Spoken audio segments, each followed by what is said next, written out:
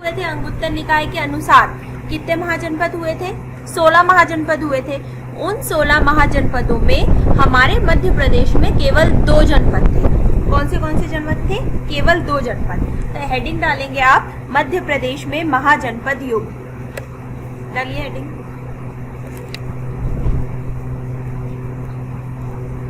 मध्य प्रदेश में महाजनपद युग।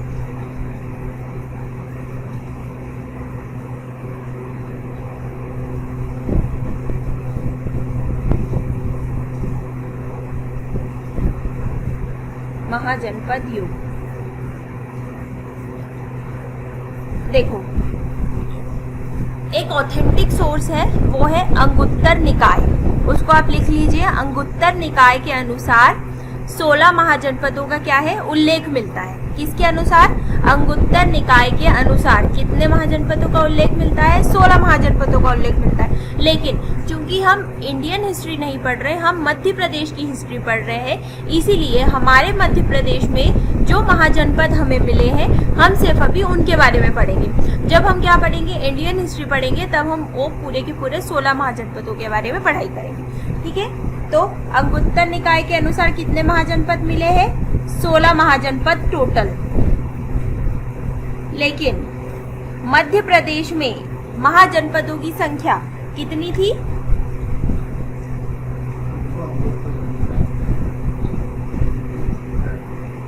मध्य प्रदेश में 2 थी।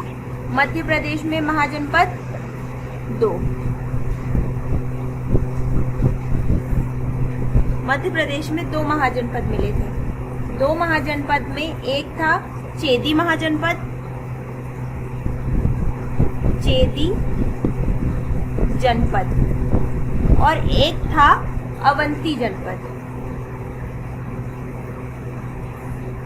अवंती जनपद। देखो, ये भी क्वेश्चन आता है कि 16 महाजनपदों में, जैसे उत्तर भारत में 6th सेंचुरी एडी में ये 16 महाजनपद कब मिले थे? 6th सेंचुरी में। 6th सेंचुरी में मिले थे उत्तर भारत में। कहा? उत्तर भारत में। दक्षिण भारत में महाजनपद मिले ही नहीं थे। महाजनपद का जो युग था वो कहाँ पे मिला था? उत्तर भारत में। जैसे कि अगर अपन इंडिया के मैप की बात करें,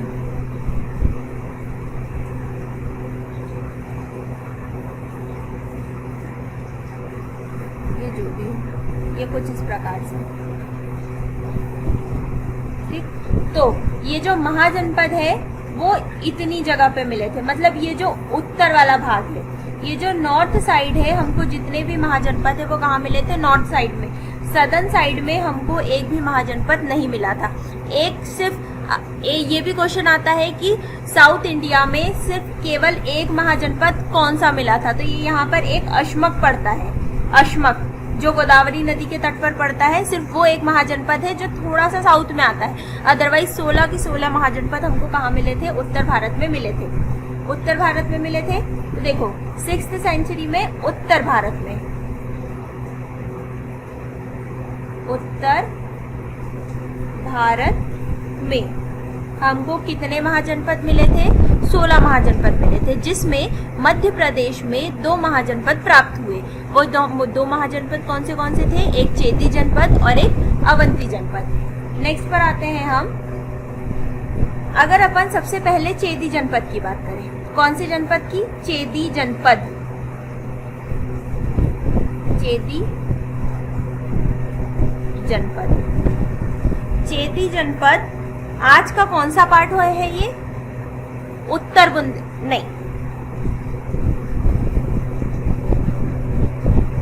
ईस्ट बुंदेलखंड।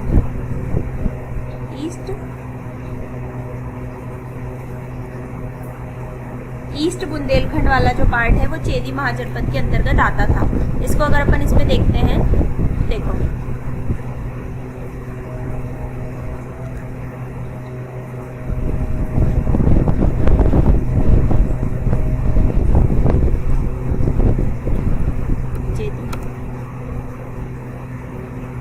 चेदी डायनेस्टी।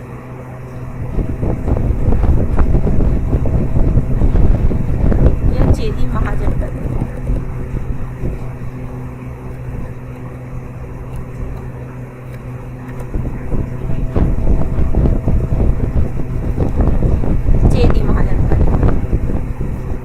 जब अपन ईस्ट प्रकार के मैप को देखेंगे ना तब आपको सारी चीजें क्लियर होगी।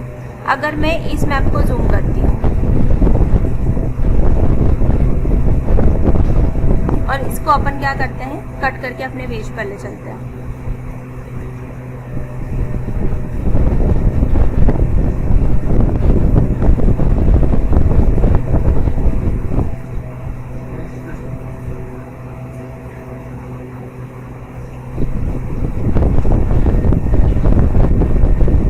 ये देखो, जब मैं इस पेज की बात कर रही हूँ, नाम समझ में आ रहा बेटा? ये देखिए, अगर अपन इसके अंदर देखें तो चेदी हमको किधर मिलेगा? ये जो सारे के सारे हैं ये महाजनपद है, यह जनपद। कब की बात हो रही है? 500 BC। तो देखो ये एम्पायर का नाम, ये जो है ये सारे के सारे ये महाजनपद है। जैसे यहाँ पर ये जनपद, ये अवंती, मैंने अभी लिखवाया आपको अवंती। अवंती भी क्या था हमारे पास? एक महाजनपद था। उसी प्रकार से चेदी, चेदी कहीं दिखाई दे रहा है क्या आपको? ये शायद ये वाला है, ईस्ट बुंदेलखंड, राइट। हमारा ये बुंदेलखंड वाला इलाका है। देखो हमारे मध्य प्रदेश की बॉर्डर आज के टाइमिंग पे ऑलमोस्ट इतनी आती है ये, लेकिन उस टाइमिंग पे क्या था, ये छत्तीसगढ़ भी इसके अंदर इंक्लूड था। तो ये पूरा का पूरा क्या था हमारा? मध्य प्रदेश वाला एरिया था। तो मध्य प्रदेश में हमको 2 महाजनपद मिले थे। कौन से? एक था अवंती और एक था चेदी। अवंती तो ये यहाँ पर हमारा उज्जैन के जो आजू बाजू का इलाका है, उज्जैन को ही हम क्या बोलते थे? अवंती। अवंती क्या है? उज्जैन का पुराना नाम है। तो ये जो उज्जैन के पास पड़ रहा है ये क्या था? अवंती महाजनपद, जो हमारे मध्य प्रदेश में था। और एक था चेदी महाजनपद। चेदी महाजनपद की लोकेशन हम कैसे याद रखेंगे कि ये वाला जो पोर्शन है ये क्या कहलाता था? बुंदेलखंड कहलाता था। क्या कहलाता था बेटा? बुंदेलखंड। ये वाला जो पोर्शन है ये बुंदेलखंड कहलाता था। तो ये जो ईस्टर्न बुंदेलखंड है, बुंदेलखंड का भी ये जो ईस्ट वाला पार्ट है, ठीक, ईस्ट वाले पार्ट में ये वाला जो है ये चेदी महाजनपद की लोकेशन थी। लोकेशन याद रहेगी, चेदी महाजनपद किधर पड़ रहा था? बुंदेलखंड के ईस्ट में। ये वाला जो पूरा पोर्शन है ये क्या कहलाता था? बुंदेलखंड कहलाता था। ये वाला पूरा पोर्शन, ठीक, ये इधर नीचे तक नहीं, ये वाला पूरा पोर्शन। और ये जो पूरा पोर्शन है वो मध्य प्रदेश कहलाता था, जिसके अंदर मध्य प्रदेश में हमको 2 महाजनपद मिले थे। एक मिला था अवंती और दूसरा मिला था हमको चेदी। ठीक है, नेक्स्ट शुरू पे आते हैं। चेदी जनपद। चेदी जनपद कहाँ? East of Bundelkhand. East of Bundelkhand. इसकी एक शाखा जो है, इसकी एक शाखा कलिंग में स्थापित हुई थी। कलिंग कहाँ पड़ता है बताइए? ये पता होना चाहिए।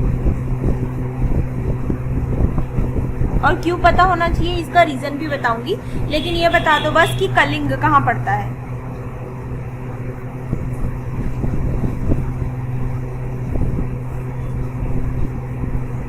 उड़ीसा।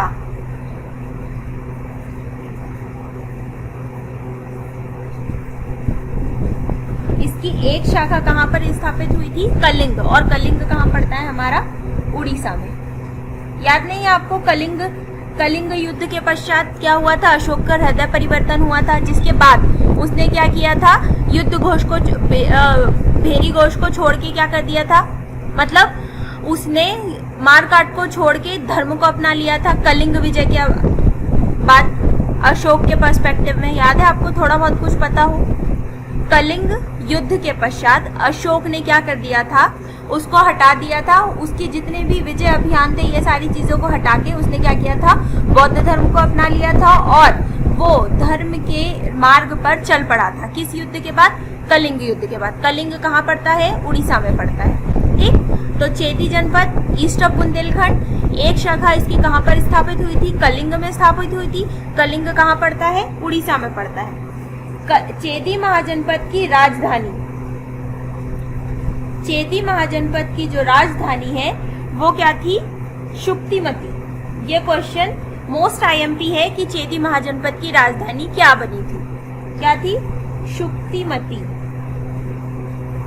चेदी महाजनपद की राजधानी का नाम क्या था? शुक्तिमती। चेदी शुक्तिमती, आप लोगों को उसकी कैपिटल याद रखना है। चेदी की राजधानी थी शुक्तिमती।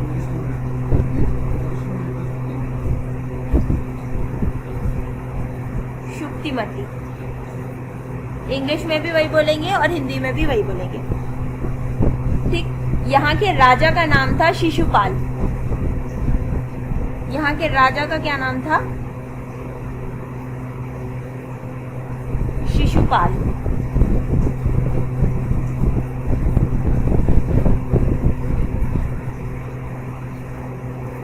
ये भी आता है शिशुपाल किस महाजनपद का राजा था।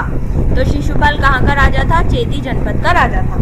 ठीक, बाद में इनकी शक्ति जब कमजोर हो गई थी तो चेदी महाजनपद को किस में मिला लिया गया था? मगध साम्राज्य में मिला लिया गया था।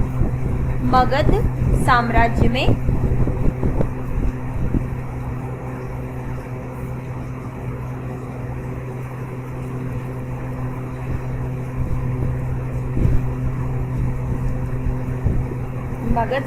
में मिलाया गया। चेदी महाजनपद आपको 3 चीजें याद रखनी है। ठीक, सबसे पहली बात, टोटल महाजनपदों की संख्या कितनी थी? 16। कहाँ पर थे?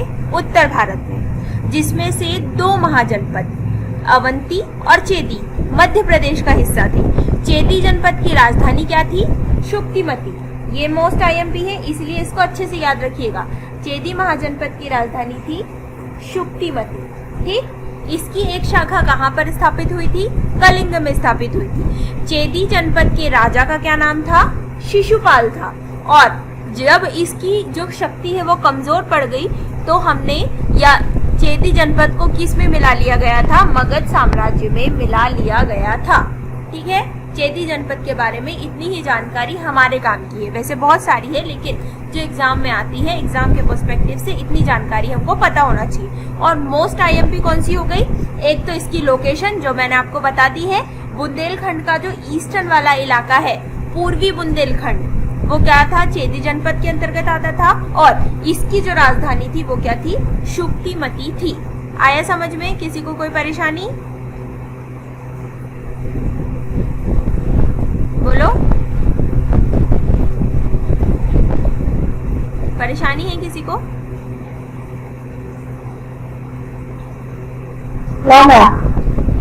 ठीक है। चेदी के बाद अपन आते हैं Avanti. Next one is Avanti जनपद।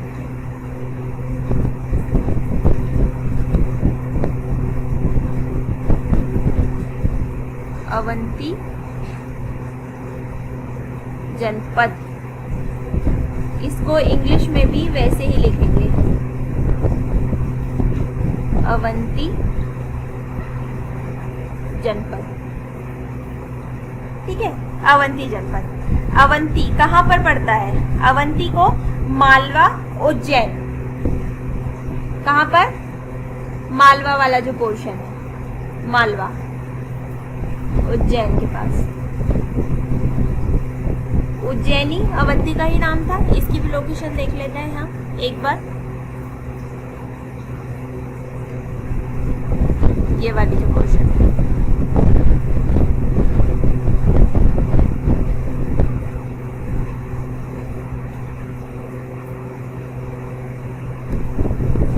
ये तो लेटर वैदिक पीरियड का बात होगी।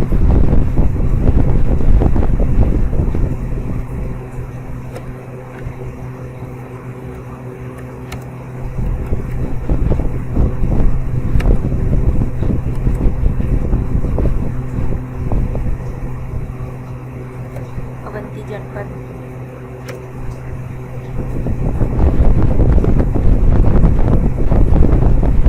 देखो इस पे क्या लिखा हुआ है? Avanti was an ancient Indian janapada रफली corresponding to the present day Malwa region. कौन से डे? आज के रीजन में कहाँ पे पड़ता है वो? मालवा रीजन में। अकॉर्डिंग टू बुद्धिस्ट टेक्स्ट, ये अंगुत्तर निकाय बताया था मैंने, Anguttara Nikaya, Avanti was one of the 16 mahajanapada. Avanti क्या था? 16 महाजनपदों में से एक महाजनपद था। ठीक है, उसकी कैपिटल क्या थी? उज्जैनी। वहां पर कौन सी लैंग्वेज चलती थी? संस्कृत लैंग्वेज चलती थी। वहां पर क्या था? राजा का राज था। और यहाँ पर क्या थी? ब्रॉन्ज और आयरन की एज थी। ठीक है, अवंती महाजनपद के बारे में हमको ये मिलता है। Avanti was a part of Magadha empire. Avanti किसका पार्ट था? मगध एम्पायर का, during the rule of Shishunaga and the Nanda dynasty. जब शिशुनाग और नंद डायनेस्टी का रूल चलता था तब अवंती किसका पार्ट था? मगध एम्पायर का पार्ट था। अवंती की एक बार लोकेशन देख ली जाए तो सही रहेगा।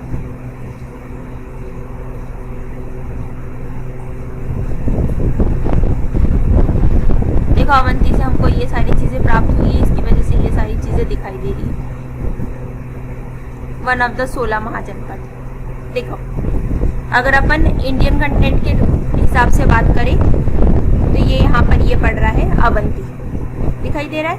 ये बहुत ही पुराना मैप है और ये यहाँ पे चेती, वत्स, ये जो सारे के सारे दिख रहे हैं ये क्या है?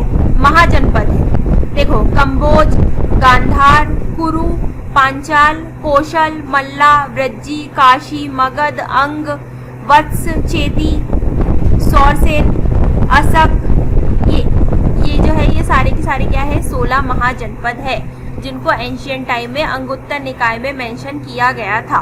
तो ये वाला जो पोर्शन है, कौन सा वाला पोर्शन? ये वाला जो पोर्शन है ये क्या कहलाता था? मालवा कहलाता था। अब ये वाला जो है ये पोर्शन प्रेजेंट मालवा कहलाता है और ये यहाँ पर क्या पड़ रहा है? हमारा अवंती पड़ रहा है। ठीक है, तो ये कुरु कहाँ है? लद्दाख में है क्या अभी? कहाँ पर? कुरु। हाँ, अगर अपन इसकी लोकेशन के हिसाब से देखें इस मैप के अनुसार तो ये लद्दाख में तो नहीं दिखा रहा, लेकिन चलो ठीक है इसको भी सर्च कर लेते हैं।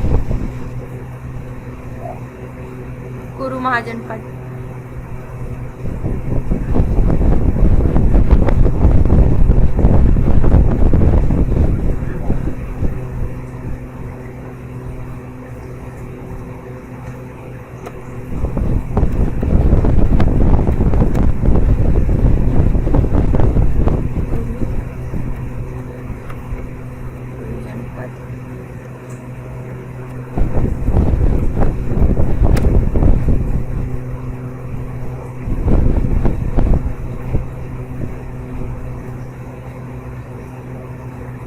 महाजनपद, 16 महाजनपद ही देख रहे हैं आज।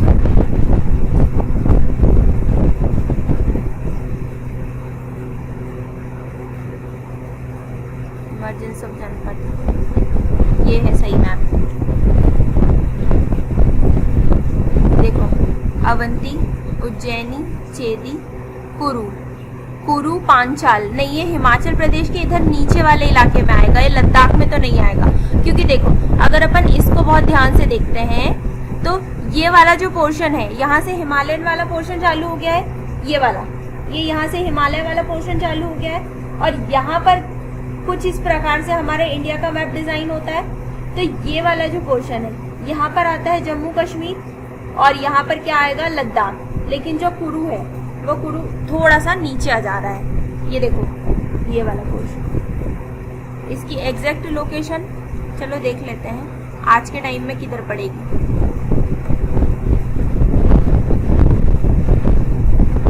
ये देखो 16 महाजनपद कौन से थे? एक मिनट इसको रब कर दूं। 16 महाजनपद कौन से थे? काशी, कौशल, अंग, मगध, वज्जी, मल्ला, चेदी या चेटी। चेदी को चेटी भी बोलते हैं, वो भी आ सकता है। ठीक, वत्स, कुरु, पांचाल, मत्स्य, सौरसेना, असक, अवंती, गांधारन, कंबोज।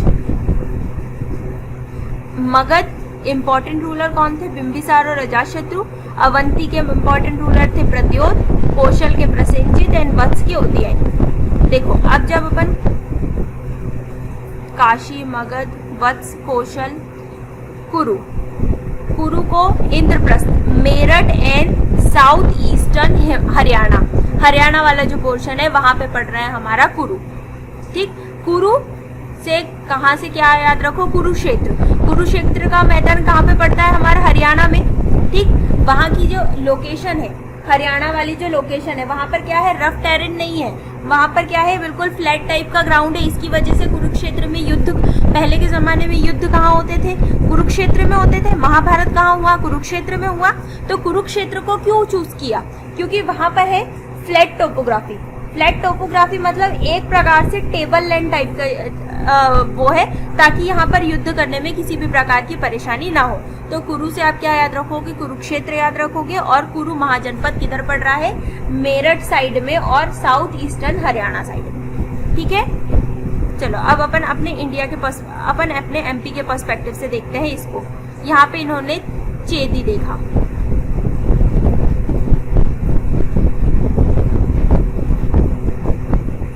चेदी महाजनपद, चेदी बुंदेलखंड रीजन।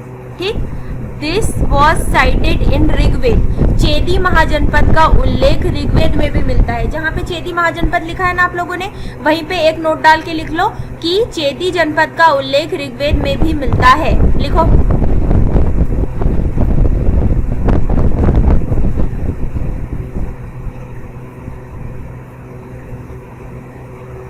लिखिए, लिख के हो गया। चेदी महाजनपद का उल्लेख ऋग्वेद में मिलता है।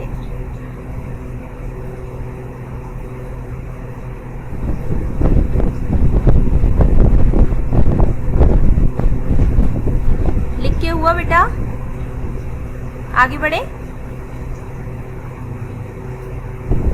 हाँ या ना तो बोला करो। Yes ma'am. और दूसरी चीज, यहाँ के राजा को मैंने क्या बताया था, शिशुपाल। देखो यहाँ के राजा तो शिशुपाल है, लेकिन इसमें क्या लिखा है, he was killed by Vasudev Krishna. जो कृष्ण जी है, हम जिनकी पूजा करते हैं, वासुदेव कृष्ण के द्वारा शिशुपाल की हत्या की गई थी। कब की गई थी, ड्यूरिंग द राजसूय सेक्रीफाइस, जब वो राजसूय यज्ञ करा रहा था युधिष्ठिर का। ठीक, युधिष्ठिर जब राजसूय यज्ञ कर रहे थे, तब वासुदेव कृष्ण के द्वारा शिशुपाल की हत्या की गई थी। ऐसा चेदी महाजनपद के बारे में उल्लेखित है। हमको उससे मतलब नहीं है किसने किसको मारा, क्या है, वो सारी कई सुनी बातें हैं, हमको याद सिर्फ रखना है। चेदी महाजनपद मध्य प्रदेश का हिस्सा था, बुंदेलखंड रीजन में आता था, और इसकी राजधानी सुक्तिमती थी, और यहाँ के राजा का नाम क्या था, शिशुपाल। उसी प्रकार से हम सेकंड जनपद देख रहे थे, अवंती। अवंती किधर पड़ रहा था, उज्जैनी या महिष्मती। उज्जैनी भी बोलते हैं और महिष्मती भी, मालवा का जो रीजन है वहां पर अवंती की लोकेशन है। ठीक, उसकी राजधानी है क्या, या present capital of mahajanapada, right. Avanti की राजधानी क्या थी, उज्जैनी या महिष्मती थी, मालवा वाले रीजन में है। और बाकी चीजें अभी पढ़ते हैं, थोड़ा सा लिख लो। अवंती महाजनपद कहाँ पड़ रहा है, मालवा उज्जैन में पड़ रहा है। ये जो है अवंती महाजनपद, ये 2 प्रांतों में विभाजित था। कितने प्रांतों में, 2 प्रांतों में विभाजित था। 2 प्रांतों में विभाजित था। ठीक, एक था उत्तर अवंती और एक था दक्षिण अवंती। एक था उत्तर अवंती और एक था दक्षिण अवंती। ये आता है कि उत्तर अवंती की राजधानी क्या थी, दक्षिण अवंती की राजधानी क्या थी, अवंती महाजनपद किसके अंतर्गत आता था, या अवंती महाजनपद की राजधानी क्या थी। बस इसी प्रकार के क्वेश्चन बनते हैं। तो उत्तर अवंती की राजधानी थी उज्जैनी, उत्तर अवंती की राजधानी क्या थी, उज्जैनी, और दक्षिण अवंती की राजधानी थी महिष्मती। उत्तर अवंती की राजधानी क्या थी, उज्जैनी राजधानी।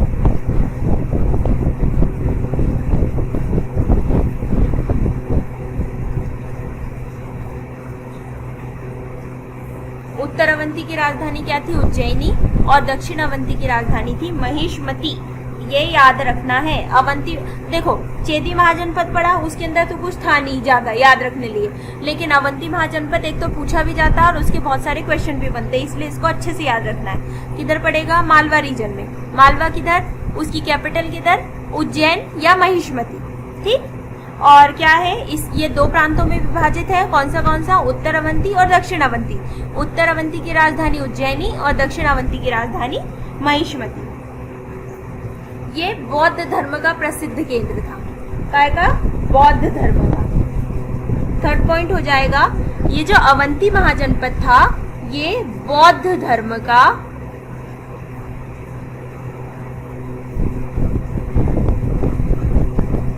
प्रसिद्ध केंद्र था।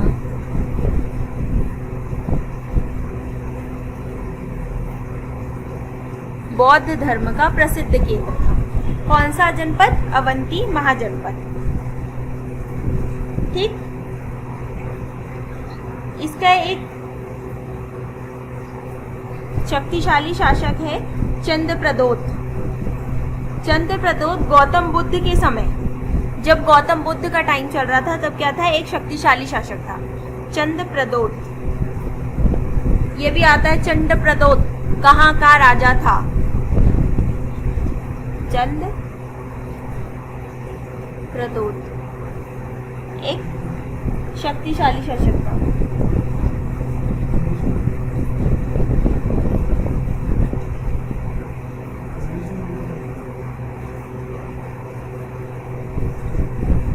शक्तिशाली शासक चंद्रप्रदोत।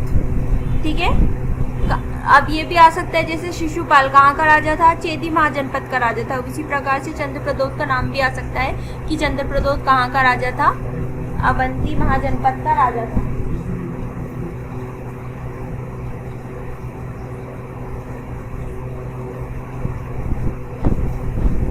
अब इतनी चीजें हमको क्या रखना है? अवंती महाजनपद में याद रखना है।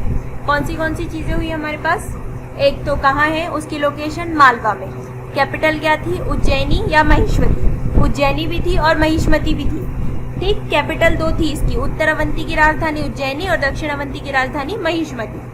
और यहाँ के राजा का नाम क्या था? चंद्रप्रदोत। उसी प्रकार से जैसे कि अपन देख रहे थे इसके अंदर अवंती, उसकी कैपिटल क्या थी? उज्जैनी या महिष्मति। दिखाई दे रहा है आपको? उज्जैनी उत्तर अवंती की और महिष्मति कहाँ की? दक्षिण अवंती की। उसकी लोकेशन क्या हो गई? अपनी मालवा। और ये जो मध्य प्रदेश वाला रीजन है वो, इसमें लिखा क्या है? Avanti was a significant in relation to rise of Buddhism. Buddhism का एक प्रमुख केंद्र था। The capital of Avanti was located at Ujjaini. देखो, नॉर्दर्न पार्ट की कैपिटल Ujjaini and Mahishmati that is southern part. It was situated around present day Malwa and Madhya Pradesh. Madhya Pradesh और मालवा के जो ये रीजन है वहां पर प्रेजेंट थी। इंपॉर्टेंट किंग कौन थे? चंद्रप्रदोत या प्रदोत। एक और चीज लिख लो उसके अंदर कि एक और जो इम्पोर्टेंट राजा थे वो कौन थे? प्रदोत थे। Father in law of Ujjain. ये तो हमारे काम का नहीं है, बस एक और पॉइंट लिख लो उसके अंदर मेन वाला कि हाँ भाई इसके एक और राजा कौन से थे? प्रदोत।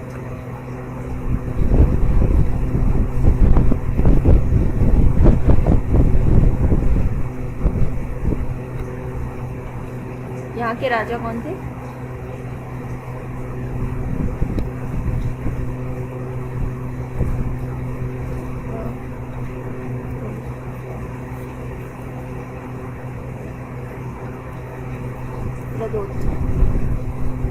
इतना याद रखिएगा, जम जाएगा आपका काम। अवंती महाजनपद से रिलेटेड बौद्ध धर्म का प्रसिद्ध केंद्र था। बस मध्य प्रदेश में महाजनपद युग में हमको सिर्फ दो ही महाजनपद पढ़ने थे, एक तो चेदी जनपद और एक अवंती जनपद।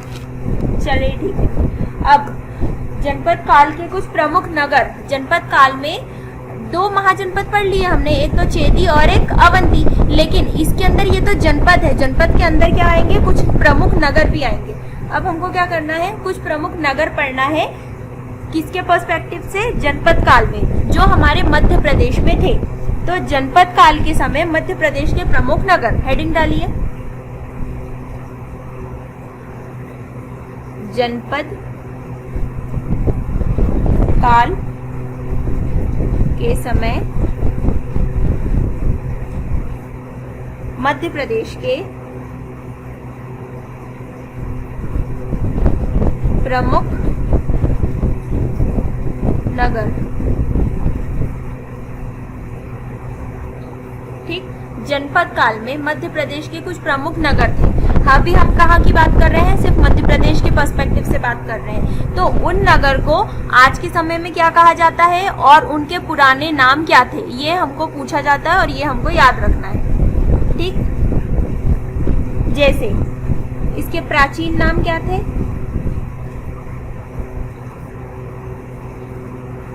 प्राचीन नाम और अभी न्यू नाम या नवीन नाम। जैसे जो ग्वालियर है वो पहले से ग्वालियर नहीं था, ग्वालियर को जनपद काल के समय वत्स कहा जाता था। बिल्कुल उसी प्रकार से आपको क्वेश्चन आते हैं कि हाँ भाई उज्जैन का पहले नाम क्या था, तो अवंती था। उसी प्रकार से नरवर या नरपुर किसका नाम था, उसी वैसे ही शिवपुरी का नाम था। तो इस प्रकार से आपको क्या करना है, ये जो नगर है इनके पुराने नाम भी याद रखना है और आज इनको किस नाम से जाना जाता है ये भी याद रखना, क्योंकि चीजें तो चेंज नहीं हुई, नगर तो वही का वही है।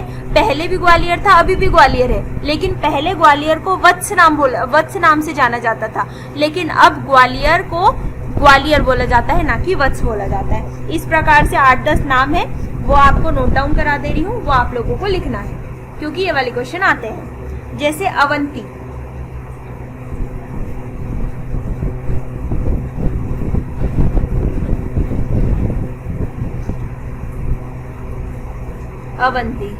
अवंती प्राचीन नाम है, ठीक। अवंती का नया नाम क्या है? उज्जैन। अवंती का नया नाम क्या है? उज्जैन। आज का जो उज्जैन है वो पहले जनपद काल के समय किस नाम से जाना जाता था? अवंती नाम से जाना जाता था। नेक्स्ट क्या है? वत्स। वत्स किसका नाम है? ग्वालियर का। वत्स किसका नाम है? ग्वालियर का। थर्ड पॉइंट आता है नरवर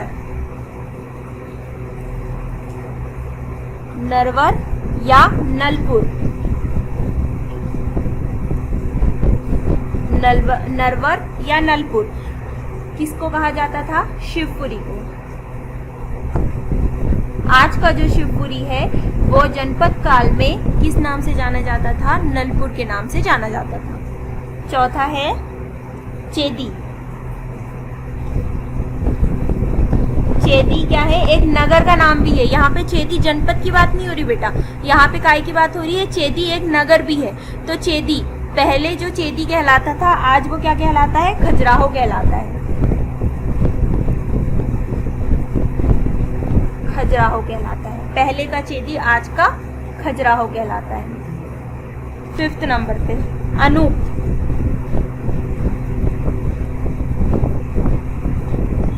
इनको सबको इंग्लिश में भी लिख लेना, जिसको इंग्लिश में लिखना है। अनूप को क्या लिख लगे? ANUP अनूप। अनूप या निमाड़, ये जो निमाड़ वाला रीजन है वो क्या कहलाता था? खंडवा खरगोन। खंडवा खरगोन वाला जो रीजन है वो पहले क्या कहलाता था? निमाड़ कहलाता था। खंडवा खरगोन वाला रीजन पहले अनूप कहलाता था, अनूप प्रदेश या निमाड़ कहलाता था। कई बार ये क्वेश्चन भी आता है कि अनूप प्रदेश के अंतर्गत कौन सी डिस्ट्रिक्ट आती है, तो आपको पता होना चाहिए कि वो खंडवा और खरगोन आती है, ठीक है। या निमाड़ भी आता है कई बार, निमाड़ उत्सव। तो निमाड़ उत्सव किधर सेलिब्रेट होगा? निमाड़ में। और निमाड़ कौन सा? खंडवा और खरगोन, ठीक है। इतने नोट डाउन हो गए? नोट डाउन करो फटाफट।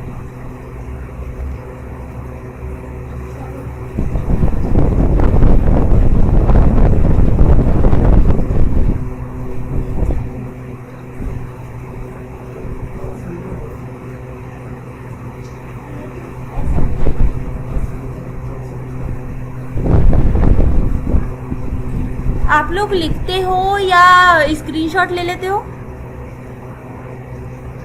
बताओ जरा। लिखना ही है, क्योंकि जो स्क्रीनशॉट लोगे ना वो सिर्फ फोन में पड़े रहेंगे और आपको कभी टाइम नहीं मिलने वाला उसको कॉपी में उतारने का।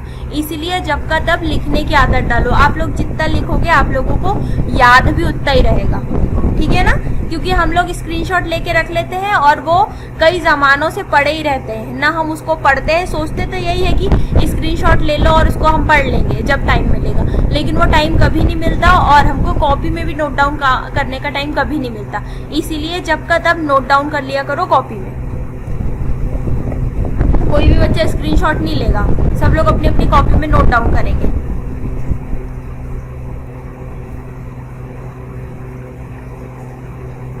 हो गया इतना?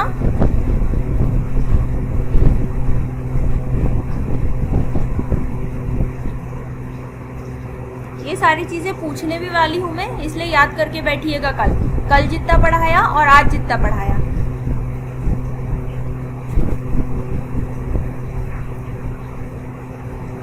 अरे इतना लिख के हो गया, आगे बढ़े।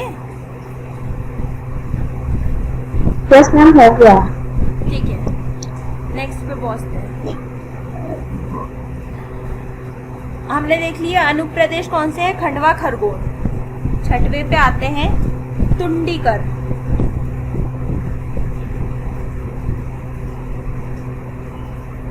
तुंडीकर प्राचीन नाम था किसका? दमोह का। वो जो हमारा दमोह है आज का, वो पहले किस नाम से जाना जाता था? तुंडीकर के नाम से जाना जाता था। आज का दमोह पहले क्या था? तुंडीकर था। दशार्ण, दशार्ण, दशार्ण प्राचीन नाम किसका है? विदिशा का। दशार्ण, आज का विदिशा पहले किस नाम से जाना जाता था? दशार्ण के नाम से जाना जाता था। 8 नंबर पे आता है एरण। कल एरण पढ़ा था हमने। एरण किधर पढ़ रहा था? हेमा? सागर। ठीक है, एरण, पहले सागर को एरण ही बोला जाता था। ठीक है। 9 नंबर पे आता है महिष्मती।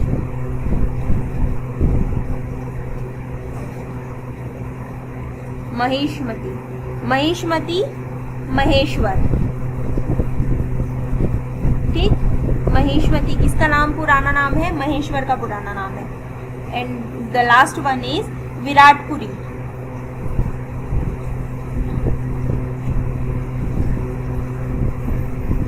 विराटपुरी, विराटपुरी किसका प्राचीन नाम है? सोहागपुर का। विराटपुरी किसका प्राचीन नाम है? सोहागपुर का। ठीक, ये जो चीजें हैं वो याद रखिएगा, क्योंकि एग्जाम में पूछी जाती है। प्राचीन कौन सा सोहागपुर है? कैसा? कौन सा सोहागपुर है ये? बेटा इसमें अंदर ना सुहागपुर लिखा हुआ है। चलो इसको सर्च कर लेते हैं, कौन सा सुहागपुर है ये। विराटपुरी। हो सकता है कि इतना पुराना डाटा न दिया हो। विराटपुरी,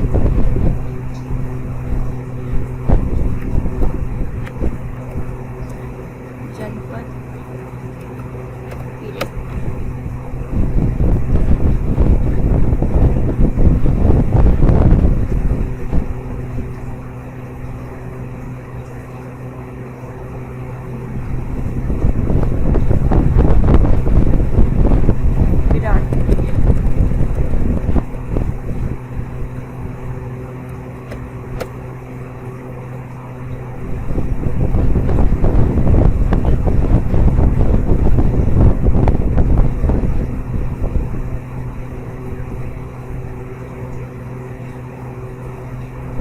एमपी की हिस्ट्री वैसे भी नेट पर तो मिलना बहुत ही मुश्किल है।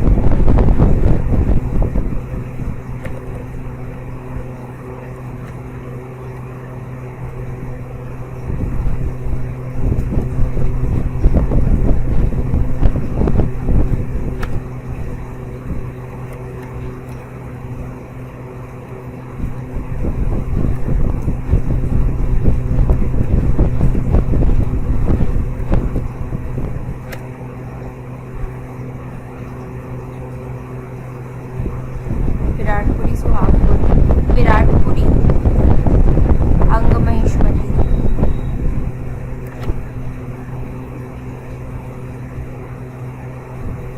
मिलना थोड़ा सा मुश्किल है। चलो इसके ऊपर देखते हैं ये क्या लिखा है।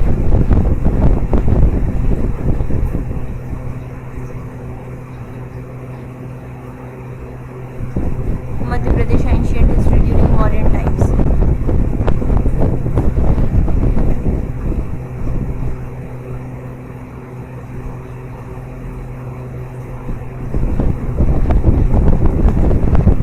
कल पढ़ा था ना, Bharuch was the ancient name of, Bharuch स्तूप कहाँ बताया था? सतना।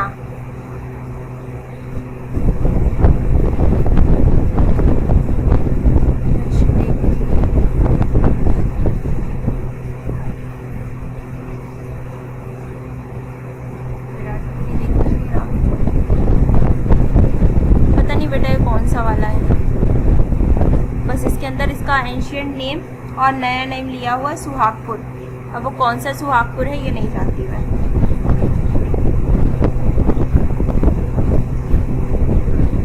ठीक है, तो महाजनपद युग के हमने 10 क्या पढ़ लिए? नगर पढ़ लिए जो हमारे मध्य प्रदेश से बिलोंग करते हैं। कौन से? अवंती। अवंती किसका पुराना नाम है? उज्जैन का।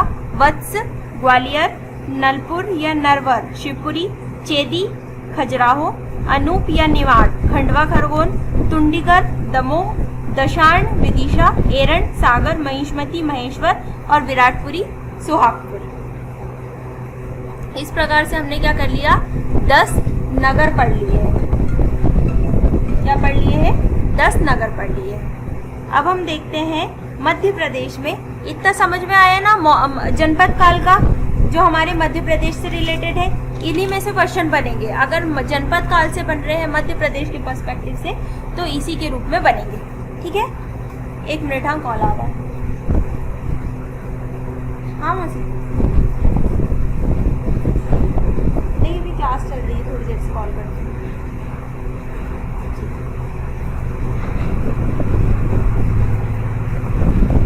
चलो, मध्य प्रदेश में महाजनपद युग कंप्लीट होता है। महाजनपद युग के बाद आता है हमारा मौर्य काल। मध्य प्रदेश में मौर्य काल। ठीक,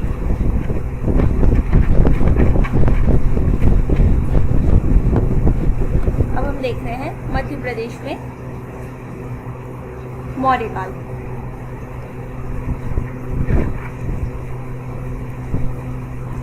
इंडियन हिस्ट्री के पर्सपेक्टिव से नहीं, मध्य प्रदेश के पर्सपेक्टिव से।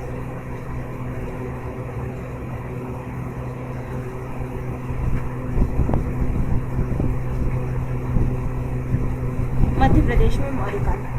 अब सबसे पहली बात आती है कि मध्य प्रदेश में जब अपन मौर्य काल पढ़ेंगे तो इसके अंदर कुछ मौर्यकालीन क्या है? स्थल है जो मौर्य काल के अंतर्गत आते हैं। हमने बहुत सारे स्थलों को क्या कर लिया है, जब हमने पुरातात्विक स्थल पढ़े हैं तब पढ़ लिए, बस उसकी लोकेशन को एक बार रिवाइज कर लेते हैं। तो मौर्य काल के पुरातात्विक स्थल वो कौन से हैं? जैसे तुमैन अभिलेख मिला है अशोकनगर से, सारू मारू मिला है शहडोल से, पान गुराड़िया कहाँ से मिला है? हेमा,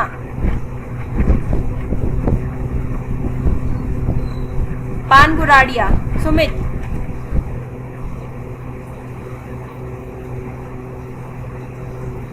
शिवम,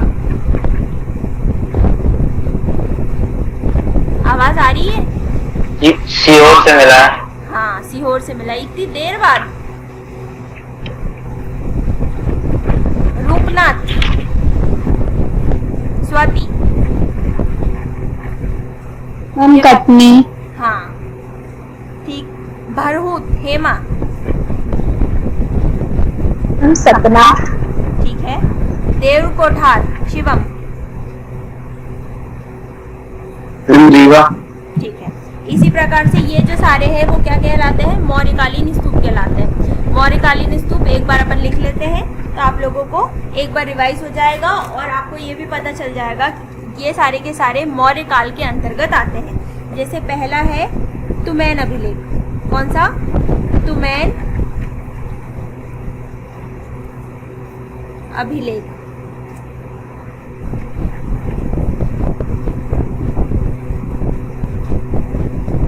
तुमैन अभिलेख कहाँ से मिला है? अशोकनगर से।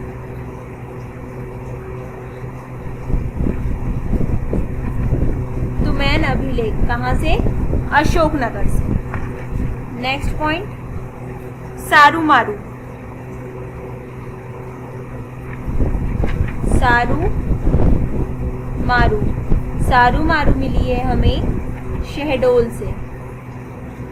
कहाँ से? शहडोल से। ये सारी की सारी लोकेशन याद होनी चाहिए।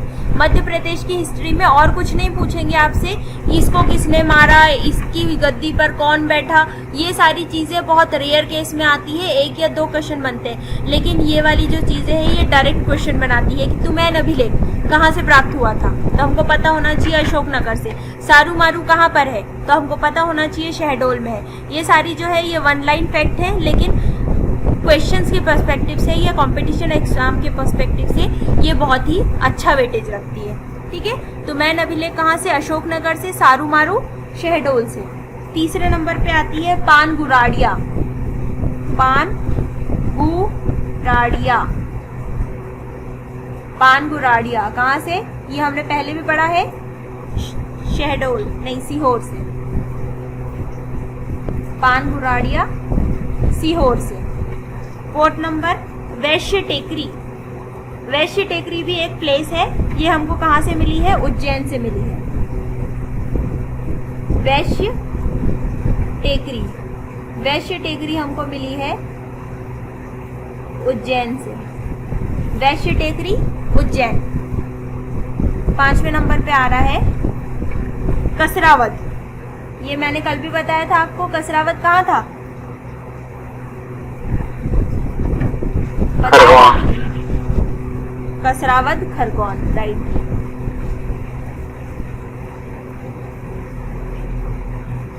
कसरावत खरगोन। 6th नंबर पे आता है रूपनाथ। रूपनाथ अभिलेख कहाँ से मिला था, कटनी से। रूपनाथ कटनी। 7th नंबर पे आता है सांची स्तूप। सांची स्तूप कहाँ पर,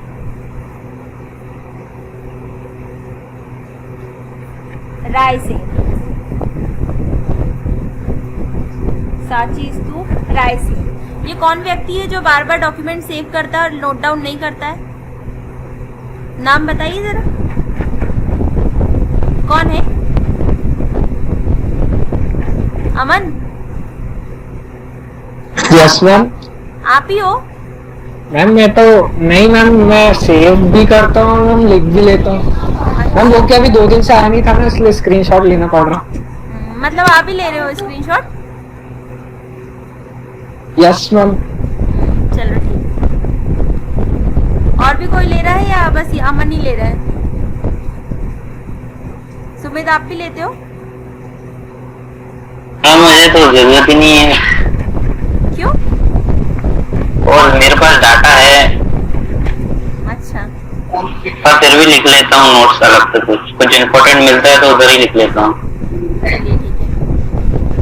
सांची स्तूप रायसेन। 8th नंबर पे गुर्जरा दतिया। गुर्जरा कहाँ, दतिया। 9th नंबर पे आता है भरहूत सतना।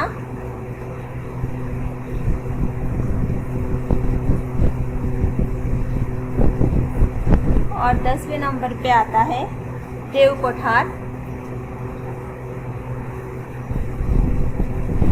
देव कोठार कहाँ पर, रीवा। ये क्या है, मध्य प्रदेश में मौर्य काल के कुछ स्थल है। मध्य प्रदेश में मौर्य काल के स्थल जो हमको मध्य प्रदेश के अंदर मिले हैं, जिनकी लोकेशन याद रखना जरूरी है। जैसे तुमैन अभिलेख कहाँ से मिला है हमको, अशोकनगर से मिला है। सारू मारू मिला है शहडोल से। पान गुड़ारिया मिला है सीहोर से। वैश्य टेकरी उज्जैन से। कसरावत खरगोन। रूपनाथ कटनी। सांची स्तूप रायसेन। गुर्जरा दतिया, भरहूत सतना और देव कोठार कहाँ से, रीवा से। ठीक।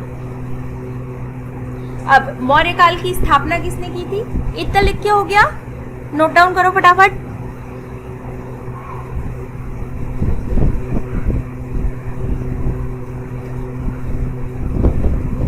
हो जाए तो बता देना।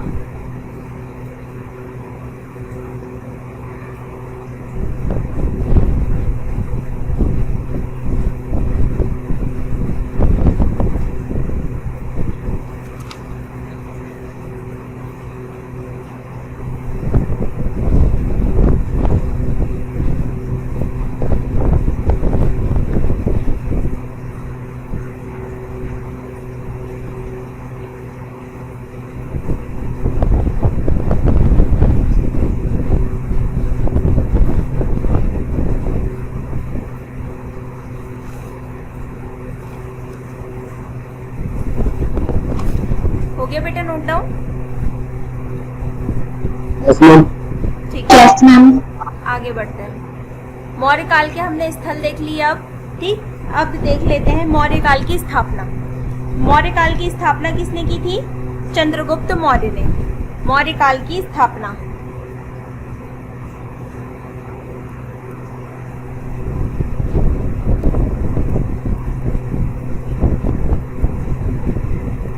मौर्य काल की स्थापना किसने की?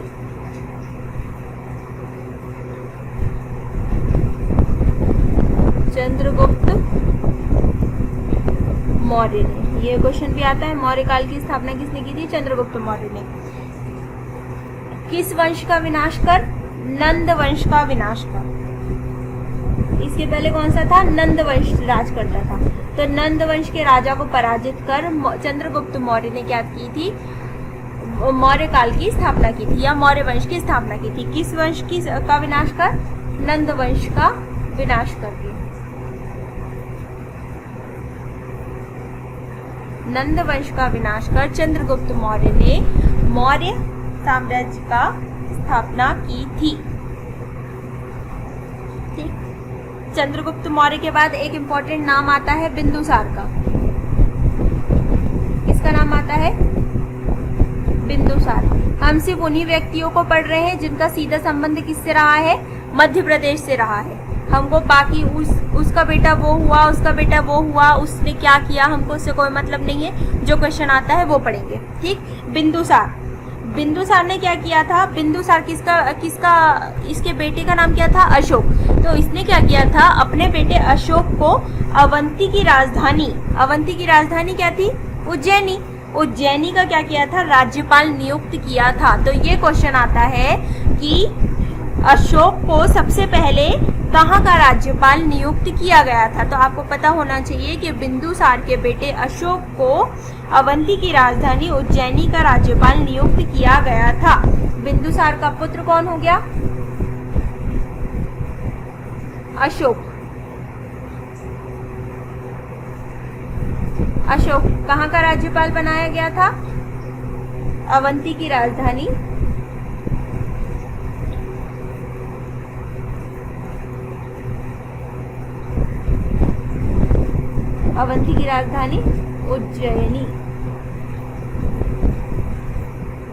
उज्जैनी का राज्यपाल बनाया था। अशोक को राज्यपाल बनाया। कहाँ का? अवंती की राजधानी उज्जैनी का राज्यपाल बनाया था। ये क्वेश्चन आता है क्योंकि अशोक बनने से पहले कहाँ का राज्यपाल था? तो कहाँ का था? अवंती का राज्यपाल था। अवंती या उज्जैनी, या दोनों नाम आ सकते हैं एग्जाम में। आपको दोनों नाम याद रखना है। अवंती का राज्यपाल था या उज्जैनी का राज्यपाल था। ठीक। अब अशोक ने क्या किया था?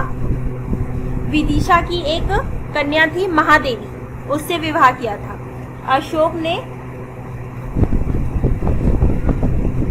ने विवाह किससे किया था? महादेवी से। महादेवी कहाँ की थी? विदिशा की।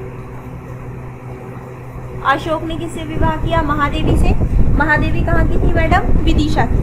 और इनसे जो पुत्र और पुत्री हुई, दो हुए थे, महेंद्र और संघमित्रा।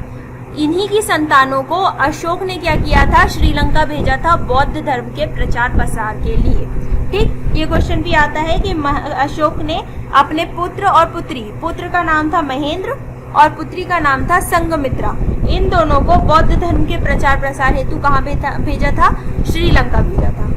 ठीक। बौद्ध धर्म के प्रचार प्रसार हेतु इसके दो पुत्र पुत्री हुए। एक हुए महेंद्र और पुत्री का नाम क्या हुआ? संघमित्रा। ये महेंद्र और संघमित्रा का भी नाम याद रखना, ये कई बार पूछा जाता है। ठीक। महेंद्र और संघमित्रा को क्या किया था? बौद्ध धर्म के प्रचार हेतु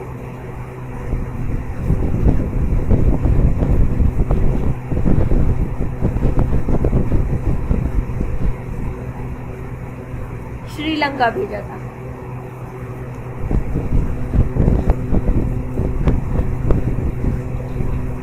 किसने भेजा था?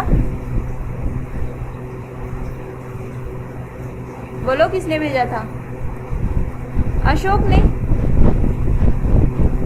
अशोक ने बौद्ध धर्म के प्रचार प्रसार हेतु महेंद्र और संघमित्रा को श्रीलंका भेजा था। महेंद्र क्या हो गया भैया यहाँ पे? पुत्र, और संघमित्रा हो गई यहाँ पर पुत्री। ठीक, देखो अशोक के पर्सपेक्टिव से हमको इसलिए याद रखना है एमपी को, क्योंकि एक तो उसको राज्यपाल कहाँ का बना दिया था? अवंती का राज्यपाल बना दिया था। अब इनने शादी भी कहाँ की? एमपी में ही की, मतलब विदिशा में महादेवी से। इनके जो पुत्र और पुत्री हुए महेंद्र और संघमित्रा, इन्होंने बौद्ध धर्म के प्रचार प्रसार हेतु इनको कहाँ भेजा था? श्रीलंका भेजा था। इसीलिए अशोक को पढ़ना इंपॉर्टेंट हो जाता है। ठीक, आगे बढ़े। इतना हुआ कंप्लीट। अब सम्राट अशोक की बात करते हैं। इसकी बात करते हैं सम्राट अशोक की।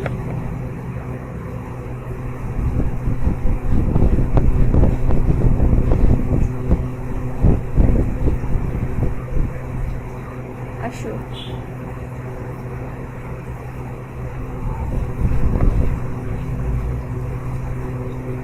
सम्राट अशोक कलिंग की विजय। देखो कलिंग का युद्ध हुआ। कलिंग की युद्ध के बाद क्या हुआ? अशोक का हृदय परिवर्तन हुआ। वहां पर उसने क्या किया था? अस्त्र शस्त्र को त्याग दिया था और उसकी जगह क्या अपना लिया था? धर्म को अपना लिया था। ठीक, तो यहाँ पे हुआ कलिंग की विजय की इसने, अशोक ने। कलिंग की विजय पश्चात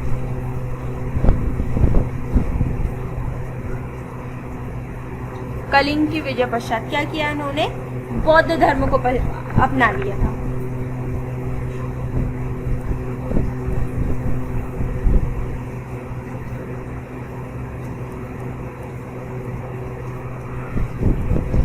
बौद्ध धर्म को स्वीकार किया।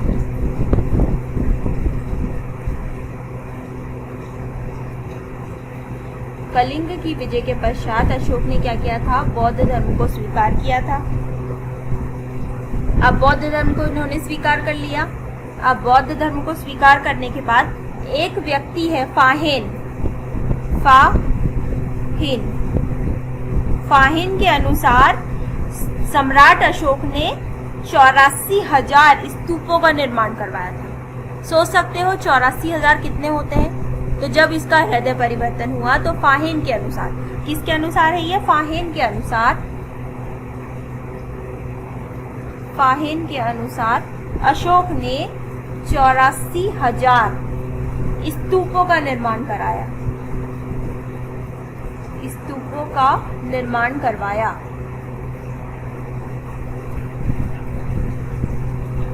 चौरासी हजार स्तूपों का निर्माण करवाया। किसने करवाया? फाहिन ने करवाया। ठीक है। सांची के स्तूप के अलावा, अब सांची का स्तूप भी किसने बनाया था? सम्राट अशोक। और ये सम्राट अशोक की एक बहुत ही दिव्य कलाकृति के रूप में जाना जाता है। ठीक है। सांची के स्तूप के अलावा अनेक स्तूप बनाए, जैसे कि विदिशा में, सुनारी में, सतधारा में, भोजपुर में, अधेर में, इस प्रकार से अनेक स्तूपों का उन्होंने निर्माण किया था। लेकिन यहाँ पे तो एक लिखी लो, सांची स्तूप का निर्माण करवाया।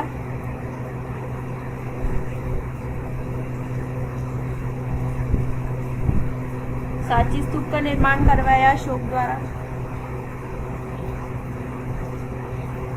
अनेक लघु शिलालेख, लघु शिलालेख मतलब जो छोटे छोटे से शिलालेख है, उनका भी निर्माण करवाया, जिसमें मध्य प्रदेश में 2 मिलते हैं। एक रूपनाथ मिलता है कटनी से, एक गुर्जरा मिलता है दतिया से। ठीक। लघु शिलालेख, लघु शिलालेख कौन से? एक मिल गया हमको रूपनाथ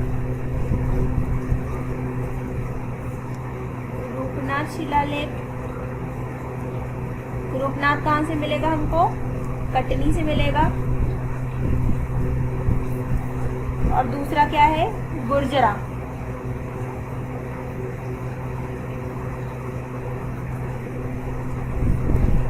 गुर्जरा शिलालेख। गुर्जरा शिलालेख हमको कहाँ से मिल रहा है? दतिया से मिल रहा है। इसका भी निर्माण करवाया था सम्राट अशोक ने। ठीक। सम्राट अशोक के टाइम पे विदिशा, सांची, उज्जैनी क्या थे? प्रमुख नगर थे। प्रमुख नगर कौन से थे? प्रमुख नगर कौन से थे? एक तो विदिशा था, सांची था, और एक क्या था? उज्जैनी। विदिशा हो गया, सांची हो गया, उज्जैनी प्रमुख नगर थे।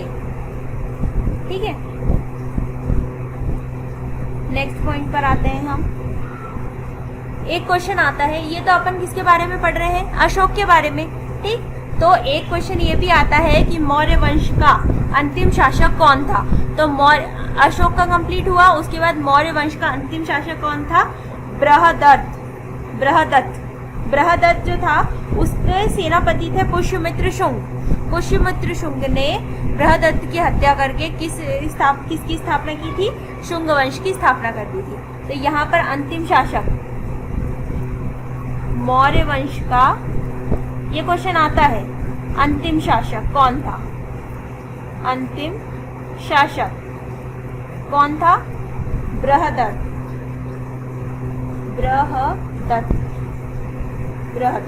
ठीक, तो बृहदत्त की हत्या किसने की थी?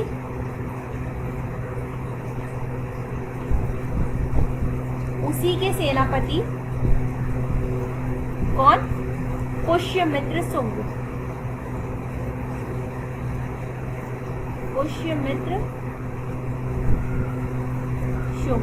पुष्यमित्र शुंग ने मौर्य वंश के अंतिम शासक बृहदत्त की हत्या करी और किसकी स्थापना की? शुंग वंश की स्थापना की। शुंग वंश की स्थापना किसने की थी? पुष्यमित्र शुंग ने। यहाँ पे दो क्वेश्चन बनते हैं। एक क्वेश्चन मौर्य वंश का अंतिम शासक कौन था? तो वो था भैया बृहदत्त। और दूसरा कौन था? और शुंग वंश की स्थापना किसने की थी? पुष्यमित्र शुंग ने की थी। बृहदत्त की हत्या किसने की थी? पुष्यमित्र शुंग ने की थी। इस प्रकार से मौर्य काल के मध्य प्रदेश के पर्सपेक्टिव से हमारे क्वेश्चंस पूरे होते हैं। ठीक है, हाँ भाई, मौर्य काल में हमने मध्य प्रदेश में कितनी चीजों को पढ़ा? कितनी चीजों को पढ़ा बताइए? एक तो सम्राट अशोक को पढ़ा हमने, चंद्रगुप्त मौर्य को पढ़ा। चंद्रगुप्त मौर्य ने क्या की थी? मौर्य वंश की स्थापना की थी। फिर हमने बिंदुसार को पढ़ा। बिंदुसार के पुत्र कौन थे? अशोक। अशोक को कहाँ भेजा था उन्होंने? अवंती का राज्यपाल नियुक्त किया था। फिर अशोक ने क्या किया? विदिशा की जो कन्या है, क्या नाम है उनका? महादेवी से विवाह कर लिया। उनसे उनके दो पुत्र और पुत्री प्राप्त हुए, महेंद्र और संघमित्रा। महेंद्र और संघमित्रा को उन्होंने क्या किया था? बौद्ध धर्म के प्रचार प्रसार हेतु कहाँ भेजा था? श्रीलंका भेजा था। फिर अशोक जो है, कलिंग की विजय के पश्चात उनका क्या हुआ? हृदय परिवर्तन हुआ, जिसके बाद उन्होंने क्या कर लिया था? बौद्ध धर्म को स्वीकार कर लिया था। फाहिन जो व्यक्ति थे, ठीक, उनके अनुसार अशोक ने कितने स्तूपों का निर्माण कराया था? 84,000 स्तूपों का निर्माण कराया था। सांची के स्तूप का निर्माण कराया। लघु शिलालेख प्राप्त हुए हैं हमको रूपनाथ से। जो रूपनाथ शिलालेख है वो कटनी से प्राप्त हुआ है। गुर्जर शिलालेख हमको दतिया से प्राप्त हुआ है। मौर्य काल के समय या अशोक के समय जो प्रमुख नगर थे वो कौन से थे? सांची थे, विदिशा थे और उज्जैनी थे। ठीक, और मौर्य वंश का अंतिम शासक कौन था? बृहदत्त था। उसका सेनापति कौन? पुष्यमित्र शुंग, जिसने उसकी हत्या करके शुंग वंश की स्थापना की थी। इस प्रकार हमने क्या कर लिया है? सम्राट अशोक या मौर्य काल तक हमने मध्य प्रदेश के पर्सपेक्टिव से हिस्ट्री को पढ़ लिया है। किसी को कोई परेशानी यहाँ तक? वो लास्ट का लिखा नहीं है, आप कर दो उसको नीचे। आगे कर दे। ये लो, हो गया हम। हो गया कंप्लीट। कल से अपन पढ़ेंगे शुंग वंश, मतलब मध्य प्रदेश में मौर्योत्तर काल के बाद मध्य प्रदेश में किस प्रकार से क्या परिवर्तन हुआ, कौन से छोटे छोटे वंश आए। ज्यादा नहीं पढ़ना है उसके अंदर, हमको बस थोड़ा थोड़ा पढ़ना है कि हाँ भाई वंश की स्थापना किसने की और उसका टाइम पीरियड क्या था। वो तो हमारे लिए इम्पोर्टेंट नहीं है, लेकिन उसने किस जगह पर राज किया था ये हमको पढ़ना जरूरी है। ठीक है।